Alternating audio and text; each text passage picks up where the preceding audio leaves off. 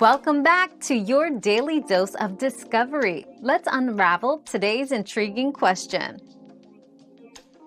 The DATEDIF function calculates the difference between two dates in days, months, or years.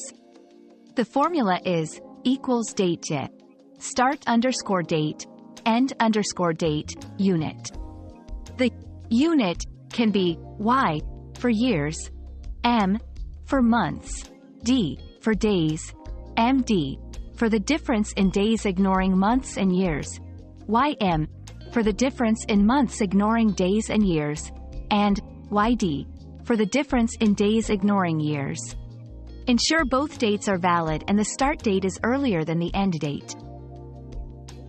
Your daily dose of discovery ends here, but the journey of learning never stops. Subscribe and join us again for more answers tomorrow.